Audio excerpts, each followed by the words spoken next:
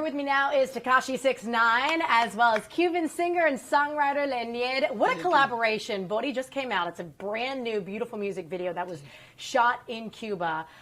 Tell me a little bit about how this collaboration happened in the first place. Well, we have a mutual friend named Bori. The name of the song is Living Legend, in Spanish, Leyenda Viva. And I named it Bori. It has a little bit of his commercial title and of my, branding. Our mutual friend named Bori, the song is about his life, his upbringing in Cuba. And Lenier wrote the song for him about a year ago. They had the song for a while. Bori then tells Lenier to he wants me to sing it. So when he presented it to me, the first time I heard the song, the song is nothing I ever done before. Like something very sentimental, something with feeling, soul. And I'm like, how do you expect me to do that? You know what I mean? I can't sing. Those are real vocals. And he was like, try it. So I attempted to record it, and I wasn't too happy with it because I couldn't reach those high notes like Lenier. So I then, he brought us to the studio together, and he has a song that I dedicate to my mom. That's his song. And I told him how much of a big fan I was of his work, and I requested for him to stay on the song with me if he could help me with it. Mm-hmm. And this was about like 6-7 months ago from current time, and we recorded the song, and we just had it till about, I would say, 2 weeks ago that I decided that I wanted to go through with it, and from my long hiatus from music, put this single out and explain my upbringing, because I identify and I can relate to the record. What message do you hope the lyrics in this song tell people or resonate with people? Different life. Yeah. Different people. Them of the ground, no? Yeah, I guess what he wants to say is that the people that listen to the song, if they can identify to it, they can relate to it, they can see that there's different levels. Poverty exists everywhere in the world. You could be in New York and be homeless. Live in Miami and be homeless, right? Or you could just not be homeless, and there's different levels of being poor.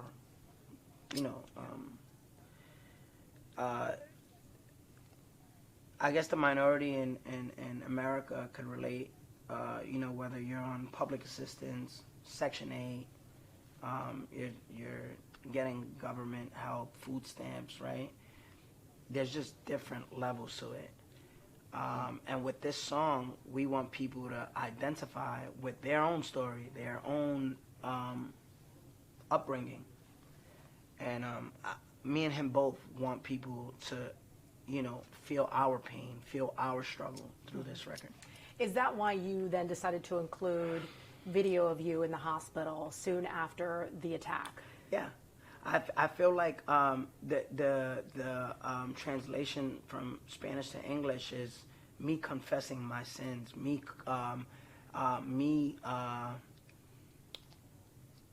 showing the lessons, the consequences of meeting and associating with the wrong people. All those are consequences. All those are choices that I've made, errors I made, mistakes. And in that hospital scene, I wanted to show whoever's watching, not just the youth, but it could be anyone, that, no matter what you're going through in life, being in the circumstances that you're in, it's all about time that passes. Good times will come. In the song we say there was there was a bit of good times, but there was a lot of bad times. Just how your perspective on life, on how you look at it. Are you going to be miserable and say, listen, why, God, why not me? Or why didn't I get this job? Why didn't I win the lotto? Why him, not me? you're never gonna win in life because you're full of hate and you're full of jealousy. And I feel with this hospital scene, people see just that whatever you're going through, that will pass and your time will come. And we're seeing this video that so many people were really struck by, these guys, 3 men who've now been arrested, father, son included. When you're looking at the video, is it tough to watch? Yeah, I mean, definitely. For me, it was tough to watch because it was so unexpected. And how I say, it's just, it's cowardly. Like when I look at it, I just see hate, right? Imagine being someone that has nothing, doesn't know someone from a hole in the wall. They don't know. You see, today is the first day I met you. I'll give you an example. Today's the first day that I meet you. I don't know you from anywhere. I could have heard something about you that I may have an opinion on, but I don't know you to hate you. You know what I mean? I might just have an opinion on you, which is fine. Everyone's entitled to an opinion. Does that give me the right to attack you, to ambush you? I think it was cowardly. I think it was opportunistic. But again, I'm not mad because I know that in the street, there's no rules. There's not,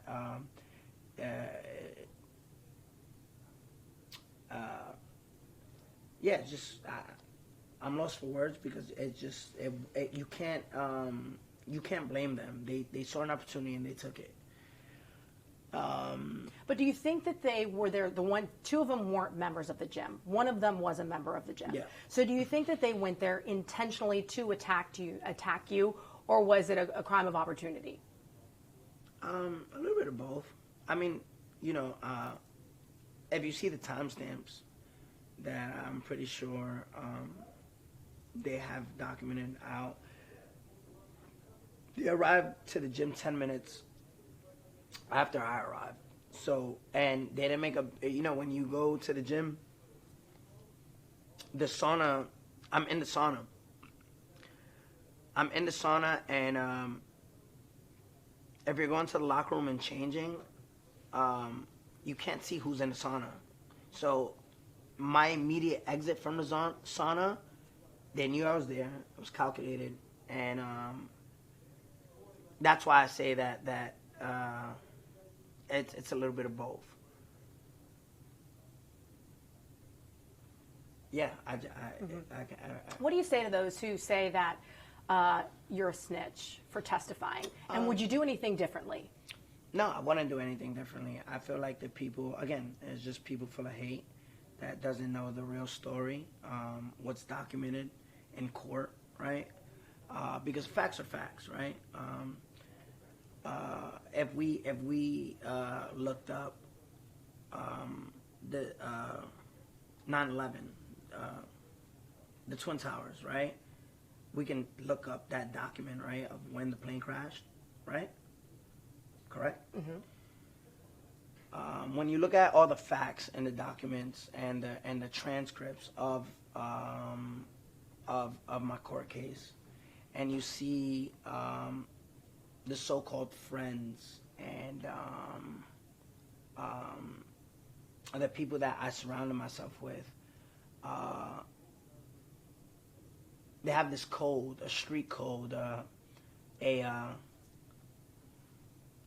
rules, right? That a code that they follow, which means loyalty, respect, integrity, principles you stand on, right?